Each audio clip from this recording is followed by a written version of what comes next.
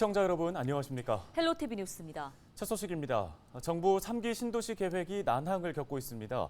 처음 발표된 지 어느덧 5년이 다 돼가지만 실제 추진은 아직 더디기만 합니다.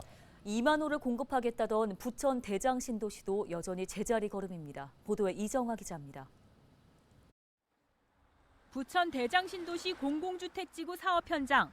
지난 4일 이곳에서 착공식이 열릴 예정이었지만 무산됐습니다. 대장 신도시 부지인 이곳 부천 오정동 일대는 아직 첫 삽을 뜨지 못한 상태입니다. 착공식 날짜가 임박해서 취소된 겁니다.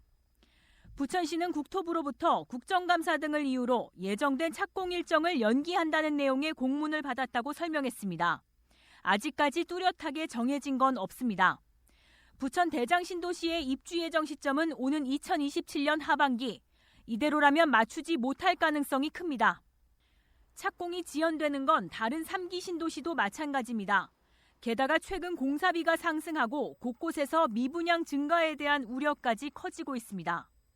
또 최근 아파트 철근 누락 사태 등 LH발 악재도 문제입니다. 정부는 지난달 말 발표한 주택 공급 대책에서 3기 신도시 물량을 3만 호 이상 더 늘린다는 계획을 발표했지만 실제 얼마만큼 효과가 있을지는 미지수입니다.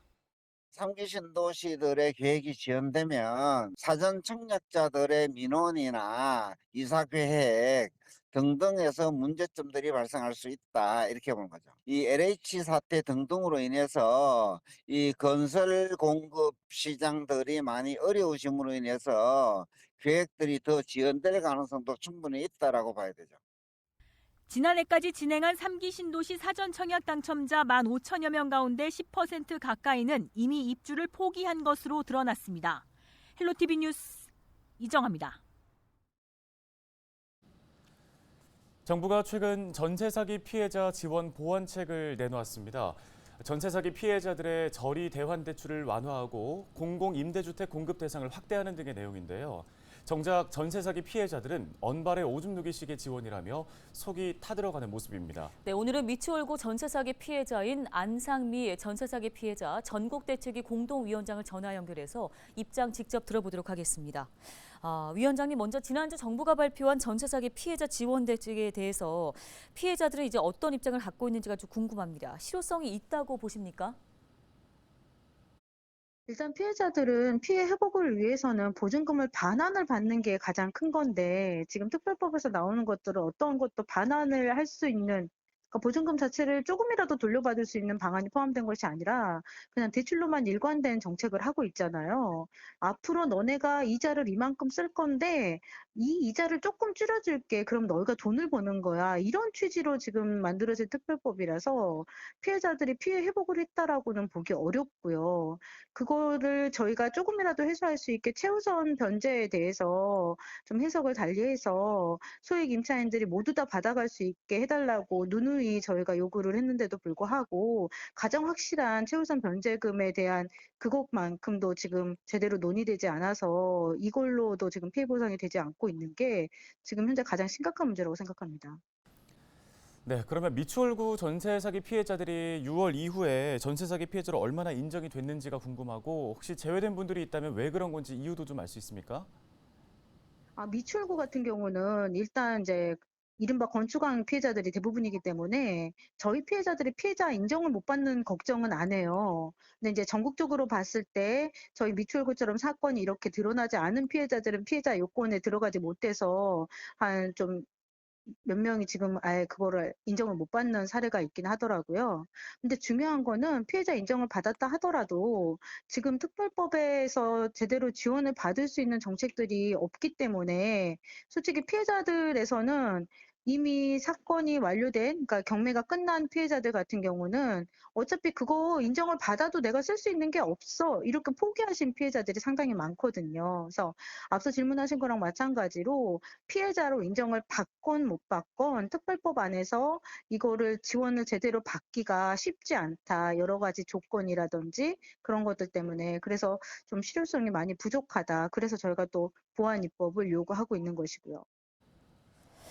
예, 그렇다면 범죄 집단 조직 혐의로 지금 재판을 받고 있는 피고인들과 관련해서 재판부와 정부에 하고 싶은 말이 있다면 좀 한 말씀 들어보겠습니다. 네. 저희 미추홀고 같은 경우는 정말 조직적으로 범죄 단체입니다. 하지만 저희가 지금 그 기소 명단에 들어가 있는 수가 51 명인데 그 안에서 35 명만 기소가 됐고 또 그 안에서 18 명만 범죄 단체를 혐의로 지금 진행이 되고 있어요.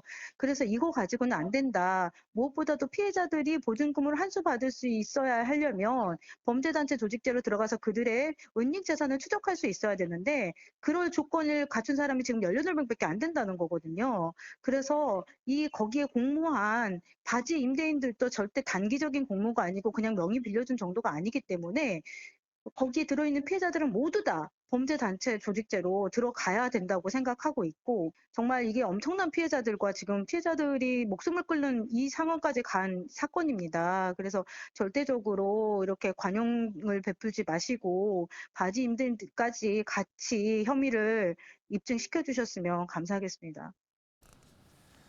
네, 정부와 국회 그리고 지자체에 요구하고 계시는 입장도 한번 들어보겠습니다.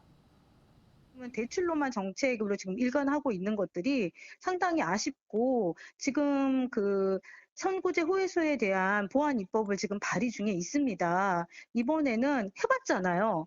정부가 원하는 대로 이런 특별법을 만들어서 해봤잖아요. 하지만 지금 6개월이 지난 이 상황에서도 피해자들이 그걸 이용한 수가 별로 되지 않습니다. 그만큼 실효성이 없다는 게 드러나고 있기 때문에 피해자 측에서 원하는 선구제 후해소 방안으로 매입이라든지 이런 것들을 최우선 변제라든지 이런 것들을 특별히 검토해 주시길 바랍니다.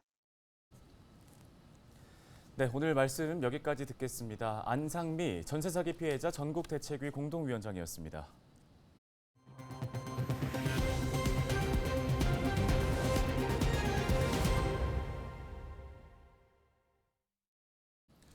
인천시가 경인고속도로 일반화 사업 구간 주변에 공영주차장 11개소를 조성하기로 했습니다. 인천시는 예전 경인고속도로 인천 기점부터 서인천 나들목까지 10.45km를 도시 단절이 없는 일반 도로로 개선하는 공사를 진행하고 있는데요. 기존 고속도로 옆 노상 주차장들을 공원화하고 새로 조성한 인천대로 주변에 11개 공영주차장을 새롭게 지어 1,675면의 주차장을 확보하기로 했습니다. 인천시는 인천대로 일반화도로 개량 공사를 2027년까지 마무리할 방침입니다. 네, 가을이라 등산하시는 분들 많습니다. 특히 단풍까지 색색 물드는 10월에는 단풍 나들이객들까지 몰리면서 산을 찾는 사람들이 더 많아지는데요. 네, 등산객이 늘어나는 만큼 이 기간에 산악 사고도 집중적으로 발생하고 있습니다. 각별한 주의가 필요해 보입니다. 정승환 기자입니다.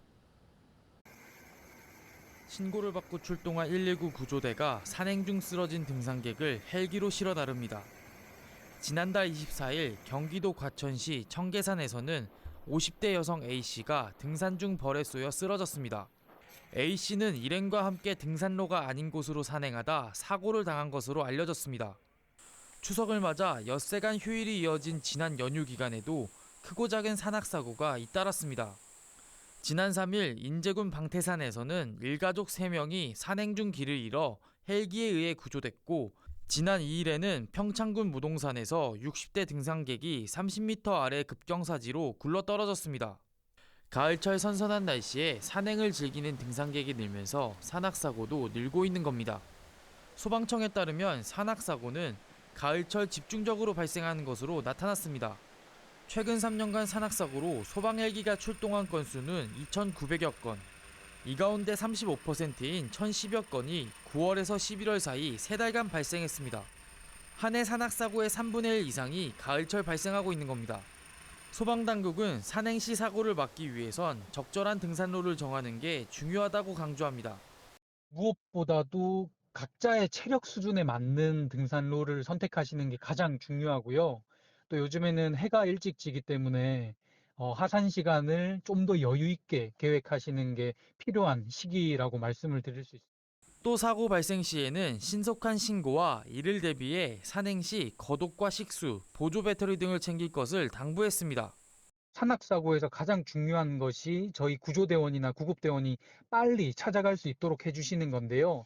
신고를 하실 때 휴대전화의 GPS 기능을 활성화한 다음에 저희에게 신고해 주시면 정확한 GPS를 따라서 저희가 찾아갈 수 있으니까 본격적으로 단풍이 시작되는 이달 산을 찾는 등산객이 늘 것으로 전망되는 가운데 산악사고 예방을 위해선 각별한 주의가 필요해 보입니다. 헬로티비 뉴스 정승환입니다.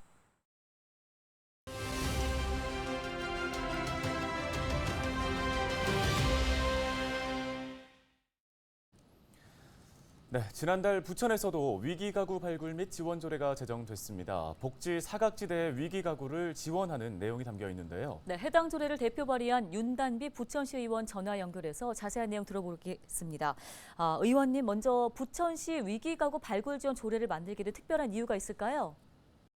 올 초에 부천 원종동의 한 다세대 주택에서 30대 여성과 두 자녀가 생활고에 시달리다 동반 자살한 사건이 있었습니다. 지난해에는 세상과 단절되어 병마 관원과 싸우다 세모녀가 숨진 채 발견된 수원 세모녀 사건도 있었고요. 우리 사회에 이런 반복되는 소식을 접하면서 이 조례를 만들게 되었습니다. 부천 시민들이 주변 이웃들의 위험 징후를 조기에 발견해서 신고할 수 있는 조례를 만들어 보겠다고 복지 사각지대를 해소하겠다는 취지의 조례입니다. 네, 조례에는 어떤 내용들이 담겨 있습니까? 위기가구란 경제적, 신체적 어려움이나 사회적 고립으로부터 도움이 필요한 가구를 말하는데요. 위기 상황에 처한 이웃을 제보하여 복지 사각지대에 숨어있는 부천시 위기가구 발굴을 위해 지원하겠다는 내용입니다. 위기가구 신고 포상금은 한 건당 3만 원으로 하되 동일 신고자에게 연 30만 원까지 지급되고요. 위기가구 발굴 등 지역사회 보장협의체 위원이나 명예복지 공무원들에게는 활동에 소요되는 소정의 경비 혹은 물품 같은 것을 지원하게끔 규정했습니다. 또한 이렇게 발굴된 위기 시민을 담당 공무원이 지속적으로 모니터링하고 추적 관찰하도록 조례에 규정하였습니다. 네, 그럼 이번 조례로 기대해 볼 수 있는 효과는 어떤 것들이 있을까요? 복지 정책은 큰 틀에서 정부 정책이 중요하지만 현장에서는 실무적인 수용 범위를 넓히고 사각지대를 찾아내는 민관 협력이 절실하다고 봅니다. 지역 주민과 공동체가 협조해 하나의 위기가구라도 발굴한다면 복지 사각지대를 해소하는 긍정적 의미를 살릴 수 있을 거라고 기대합니다.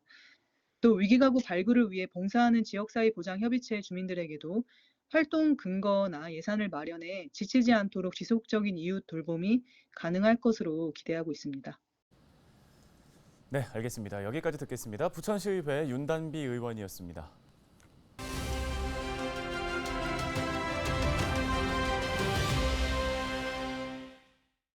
정신없이 지나갔다고 말씀드려도 과언은 아니에요. 좀 행동적으로 액션을 취하는 성격이기 때문에 무슨 일이든 밖으로 시민과 소통하면서 활동하는 부분을 좋아했어요. 그래서 시민들과 같이 아이 컨택도 하고 그다음에 소통할 수 있는 문화를 좀 많이 편성을 해서 현장에 답이 있듯이 모든 것들을 조금 민원 사항이나 이런 것들을 소통하는 쪽에 치중을 하다 보니 이제 시민들과 좀 어깨를 나란히 하는 경우가 많았기 때문에 좀 많이 바빴다고 해도 제 소견으로 봤을 때는 1년이 금방 지나간 것 같습니다. 그 전체적으로 봤을 때는 이제 부천시 탄소 중립 2050에 대한 그런 탄소 중립에 대해 관심도가 상당히 많았어요. 그래서 저 또한 처음에 작년 9월에 시초된 의원 연구단체의 대표자로서 구성을 해서 여야를 막론하고 의원님 6분을 모시고 지금 2년 차입니다. 그래서 부천시 그린 환경 탄소 중립 그 프로젝트라고 해서 지금 작년 9월부터 시행했는데 지금 2년 차죠. 제 임기 동안은 활동할 수 있는 그런 부분을 환경에 대해서 조금 관심을 많이 들여서 시민들과 동참하고 그다음에 부천시 발전을 위해서 환경적인 면에 좀 치중하게 되겠습니다. 모든 것들을 수렴하고 소통할 수 있는 부분을 참고하다 보면은 부천이 발전이 되더라고요. 그래서 이런 부분을 탁상 공론이 아닌 현장에서 마주할 수 있는 부분으로 시민들과 아니면 지역 주민들과 현안이 되어서 모두 활동할 수 있는 부분을 적극적으로 대처해 나갈 것입니다.